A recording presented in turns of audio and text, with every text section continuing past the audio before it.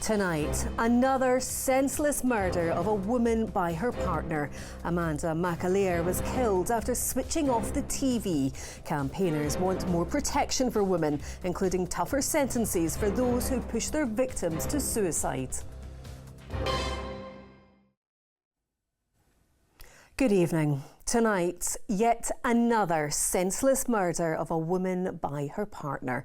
Amanda McAlear was strangled by John Higgins in their Glasgow home. The reason? She switched off the TV. Tonight, her killer is starting a 19-year jail term. On the day, proposals to help reduce deaths caused by domestic abuse have been published in Parliament. There are growing calls for suicide to be taken into account, as well as homicides. The family of one woman who took her own life after suffering at the hands of her partner want tougher sentences for those who push their victims into thinking there's no other way out. They've been telling their story to our political reporter, Laura Alderman. This is 64-year-old John Higgins, out enjoying himself during an afternoon in a Glasgow pub, watching the football. He then gets into a taxi to head home to his girlfriend, Amanda McAlear. A short time later, he beat up and strangled the 50-year-old and left her to die alone on the kitchen floor. It's a horrifying, but sadly not unusual tale. Women in Scotland are far more likely to be killed by their partners than a stranger. But domestic violence is also one of the main reasons women take their own lives. She was absolutely stunning. Demi Hanaway was just 23 when she died from suicide at home in Airdrie in May 2021. She'd suffered verbal and physical abuse from her partner and father of her 2 children, Andrew Brown. Something her family only found out when they uncovered messages on Demi's phone weeks after her death. Oh, they were vile. He was telling her to go and die. Called her all different names.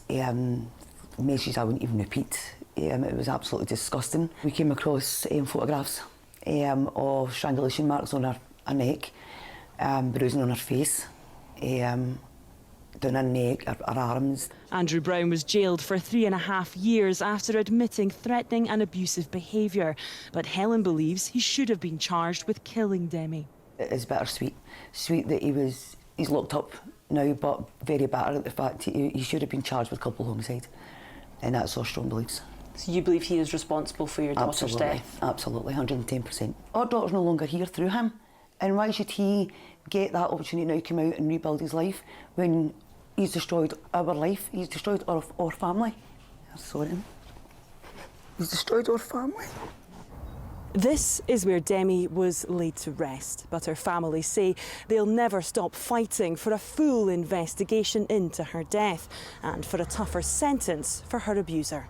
Today, a new bill to help reduce deaths caused by domestic abuse has been published in Parliament. We have a statutory model to review events that compels all the agencies involved following the death where domestic abuse is suspected or has occurred. And it's so that our agencies can work together, can identify lessons that have been learned and agree priorities for change. Charities welcome the bill but say it's long overdue. There's lots of aspects of domestic abuse that are just completely hidden. That's something that we're definitely trying to talk more about. You know, there's things like child contact, economic abuse, financial abuse, all of this. And I think domestic abuse suicide is definitely one of the things. I mean, they're just ranked as, oh, she did that because she was sad. In the last decade, 62 women have been killed by their partners, their lives cut short, leaving behind bereaved families like Demi's, who hope reform will be on the way to save others from the same pain. Laura Alderman, STV News, Airdrie. And if you are affected by domestic abuse, there are organisations that can help you. Details are available on our website.